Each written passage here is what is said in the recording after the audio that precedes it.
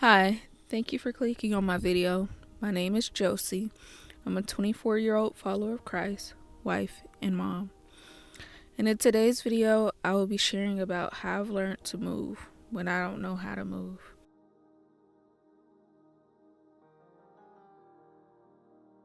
The Lord oftentimes has things He needs us to do, but sometimes we don't know exactly how to move so that it can get brought to pass.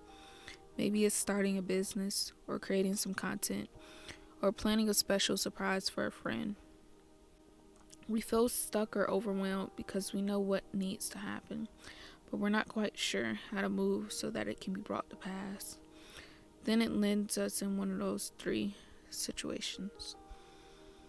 Either we begin to move how we think we should, we don't move at all, or we seek God on how to move and begin to take his steps towards completion. One of these being the better choice. When you know what God has for you, but just aren't entirely sure on how to move, you still gotta move. But it's important that you don't begin moving in your own thinking, but in the Lord's thinking, because His way of doing things is always better than our own ways, says Isaiah 55, verses 8 through 9. For my thoughts are not your thoughts, neither are my ways your ways, saith the Lord. For as the heavens are higher than the earth, so are my ways higher than your ways, and my thoughts than your thoughts.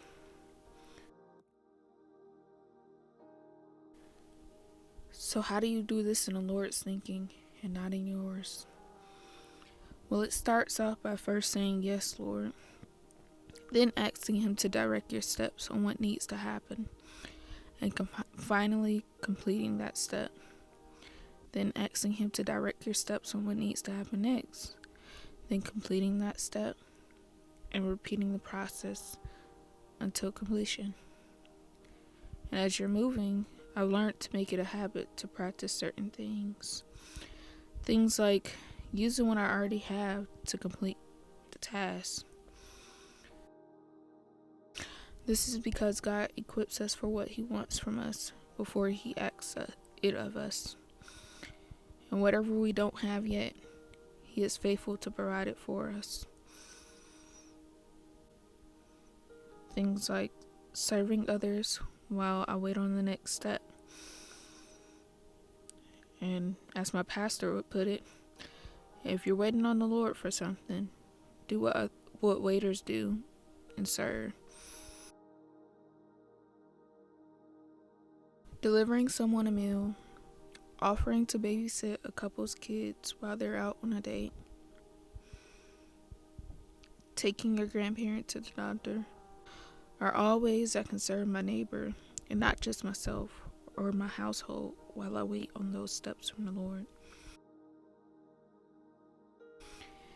And finally, being grateful during every step of the process.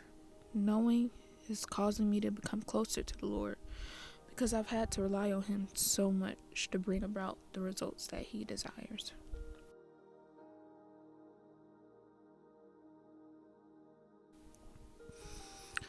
Now, we've talked about the challenge we can sometimes or oftentimes run into and how to best go about it.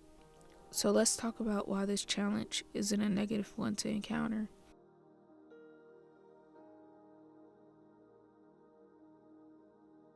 When you know the Lord has told you to move, but you don't know where to begin, standing in this unknown reveals two main things.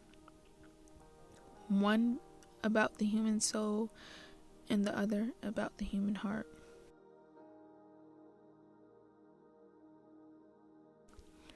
This unknown reveals to the human soul how much it needs its Creator, that we aren't even dust without Him. We can't even physically lift a finger without His approval. That the very fact that we woke up this morning, afternoon, evening, or night isn't because of our alarm clock or neighbors cutting the grass, but because of His grace. So best believe whatever He asks you to do wasn't done by your own being, but by Him helping you the whole time. This unknown also reveals the limits that our hearts have knowingly or unknowingly placed on God. Many our hearts believe only God can do what makes sense to us, and if it doesn't make sense, then He can't do it ever, or maybe we just don't think He can't do it right now. Which isn't true and only points to a lack of faith. God works despite the adversity, complication, diagnosis, amount, etc.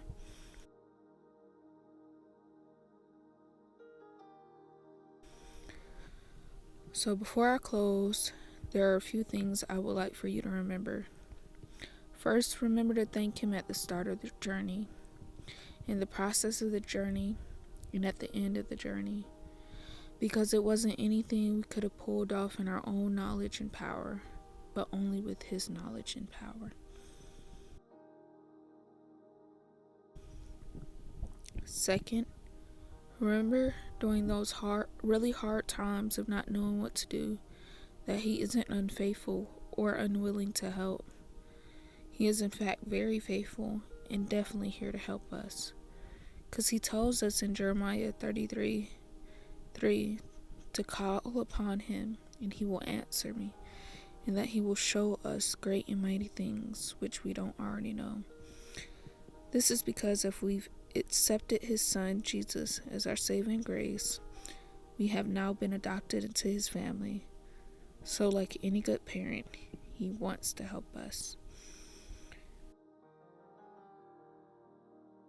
Lastly, remember that sometimes He'll tell us everything all at once, whereas other times He'll give it to us piece by piece.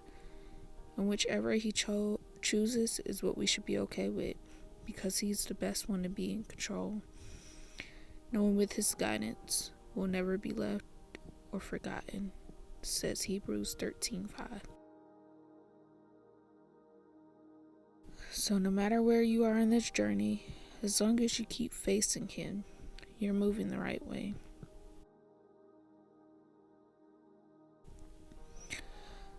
So that's all I have for today's video.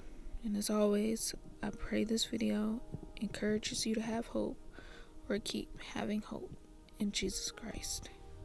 Amen.